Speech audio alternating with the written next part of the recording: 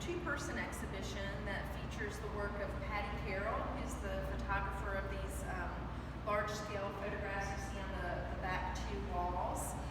Patty's based in Chicago, Illinois, and then the installation sculptural pieces, this one triptych on the wall, are all the work of Elizabeth Alexander, who's an artist who's now based in Winston-Salem.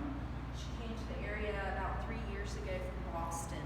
What I was thinking about when I approached these two artists for this show was this idea of domesticity and femininity, and thinking about the ways in which that very old, entrenched pairing, the home and women and women's work, has sort of shifted over time. And particularly, I found myself interested in it through social media. So I knew Elizabeth's work because I went and saw an exhibition at SICA in Winston-Salem. I knew from seeing her work that I wanted an opportunity to work with her. Patty, and I found through Instagram, and really enjoyed her photographs. Aesthetically, things were going to work well. So as you can see, the use of pattern, the color palettes that both artists are using, that was something that is always sort of at the forefront of my choices when I'm selecting artists. I don't want to give you the impression that I'm just interested in the concept. Come on into the space. Elizabeth finds furniture at thrift stores. Friends will gift her things.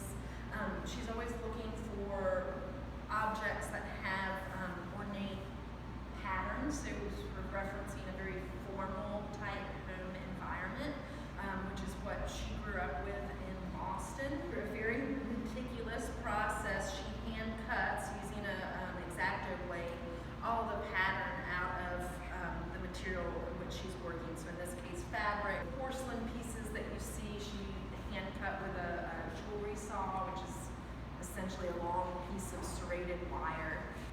And then what she does with all of those pieces is reassembles them into new objects. So here the carpet that you see laying in front of the rug is comprised of all the bits of pattern that she's cut out from the original upholstery. She and I had a conversation in her home studio about growing up with a formal dining room, and there was a living area that you didn't spend time in, and that felt like an expectation on her as a woman. I love work that makes me laugh. Obviously here we have sort of a dark humor at play with these various figures. She's using a mannequin. They're very much staged photographs of women in states of domestic demise. So I got the title of the show from Patty's series.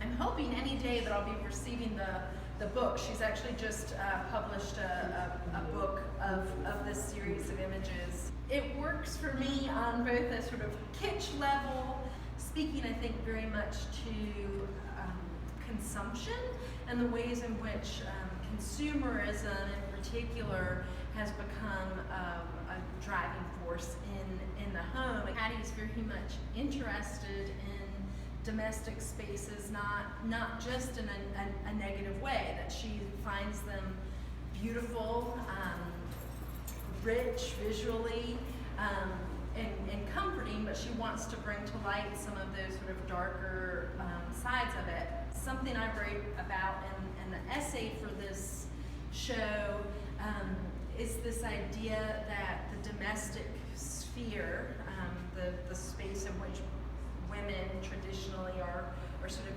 expected to rule, is one that's very much been thought of to be removed from other structures of power, like politics, business.